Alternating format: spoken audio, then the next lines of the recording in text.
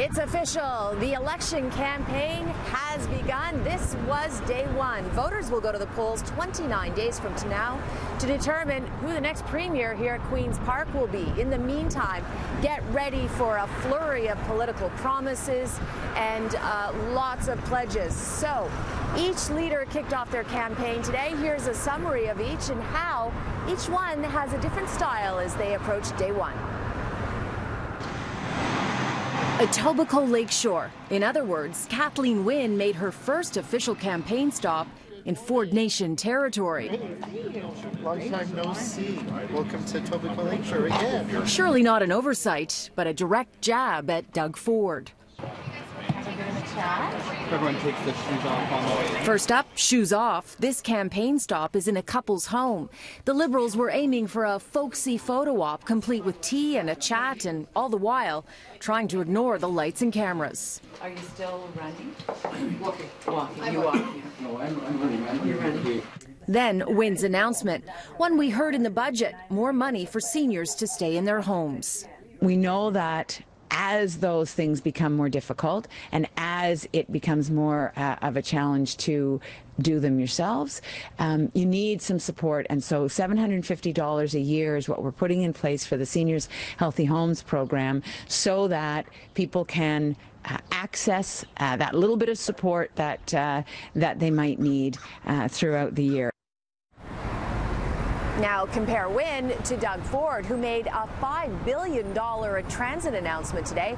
He's promising to build more subways and reopening that never-ending Scarborough subway debate.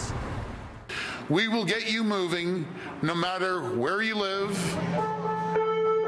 Ford's plan? The province will take control of building and maintaining Toronto's subway lines and expand the system.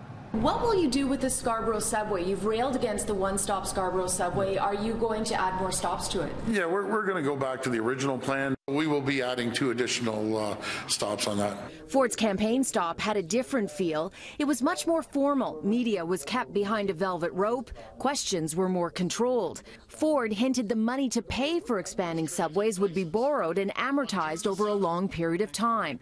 Thank you very much. Thank you. Thank you. I appreciate it. But he left reporters frustrated, leaving after 5 questions. Judge, this is ridiculous. Like 5 questions? Ridiculous. And NDP leader Andrea Horwath made a morning stop in Regent Park to talk about health care. We are going to make sure that hospitals are funded appropriately, and that means about $1.2 billion immediately of infusion into our hospital system, $19 billion of capital expansion in our hospitals. We are going to fix the crisis in seniors' care. We're going to make sure everyone can get their prescription drugs filled, and we're going to make sure that every single Ontarian has access to dental care. Okay, for sure. Then Andrea Horwath visited a Davenport coffee shop where she got a cup of Java and was greeted by supporters in a small, intimate space, telling them voters don't have to choose just between the Liberals and the PC party. And the Liberals have taken a lot of space on the left, so are you now going to be the middle in this campaign? Well, you know what I really think is that the Liberals have sorely disappointed the people of Toronto and the people of Ontario. The Conservative plan is to give the wealthiest amongst us even more breaks, to give them more tax breaks, to reduce corporate taxes. We think that that's not the right vision for our province, and that Mr. Ford, if given the chance, will drag our province backwards.